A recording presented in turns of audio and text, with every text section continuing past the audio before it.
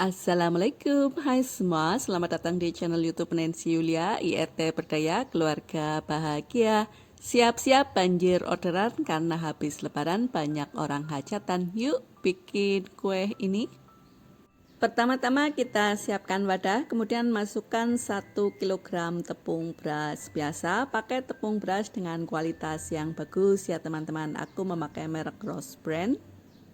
Agar hasil kuenya nanti tidak keras karena hanya memakai tepung beras, jadi aku tambahkan dengan tepung terigu. Ini tepung terigu serbaguna. Kemudian aku tambahkan juga dengan gula pasir, ini sebanyak 1/2 kg. Agar lebih wangi, tambahkan juga dengan vanili bubuk.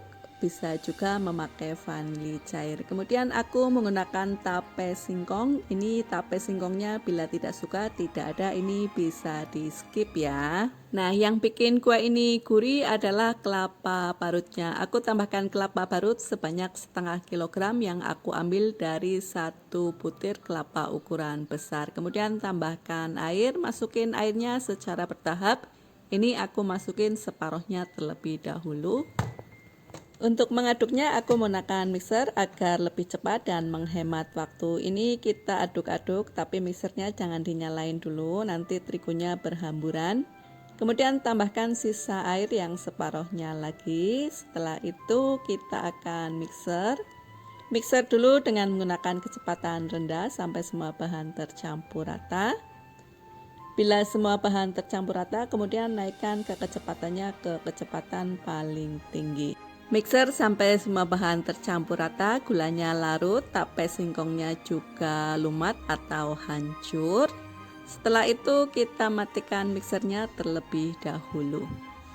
Kemudian tambahkan 1 saset ragi instan atau setara dengan 11 gram atau setara dengan 2 sendok makan. Kemudian lanjut mixer sampai ragi larut ke dalam adonan. Sampai di sini teman-teman paham ya kita mau membuat apa? Ya, aku akan membuat kue apem kelapa parut yang gurih, enak, menul-menul, empuk dan lembut. Setelah selesai di mixer, kita akan aduk dengan menggunakan spatula untuk memastikan semua bahan tercampur rata, tidak ada tepung yang bergerindil dan tidak ada endapan. Kemudian adonan akan kita fermentasikan selama 30 menit sampai 1 jam, tergantung suhu di dapur kalian masing-masing. Selagi menunggu adonan difermentasi, kita akan olesi cetakannya dengan menggunakan minyak sedikit, tipis-tipis aja. Nah, ini adalah adonan yang sudah aku fermentasikan selama 1 jam, dia sudah mengembang. Kemudian tambahkan baking powder. Untuk penggunaan baking powder bila tidak ada, tidak suka bisa di skip. Aduk sampai baking powder tercampur rata dengan adonan dan busa-busanya bisa hilang atau berkurang. Kemudian ini aku akan pisahkan, aku akan tambahkan pewarna makanan. Untuk warnanya sesuai dengan selera kalian masing-masing. Kali ini aku menggunakan warna merah dan warna hijau. Gunakan pewarna makanan secukupnya saja ya teman-teman. Kemudian untuk mengambilnya aku menggunakan sendok takar, ini sendok sayur ukuran 20 ml. Sebelumnya aku sudah panaskan panci pengukus sampai air mendidih dan beruap banyak. Kemudian kita akan tuang adonan ke dalam cetakan. Nuanginya ini cukup 80% dari volume cetakan ya, jangan terlalu banyak nanti bisa melebar. Apabila kalian suka dengan video ini silahkan di like, dan sekiranya video ini bermanfaat silahkan di share di media sosial kalian masing-masing. Bila masih ada pertanyaan, masih ada yang kurang jelas silahkan tulis di kolom komentar ya. Terima kasih.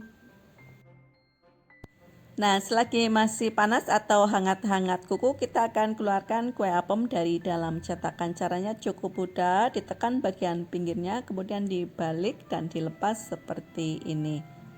Bagaimana teman-teman, kalian sudah siap banjir orderan setelah lebaran ya? Jangan lewatkan kesempatan karena banyak orang hajatan.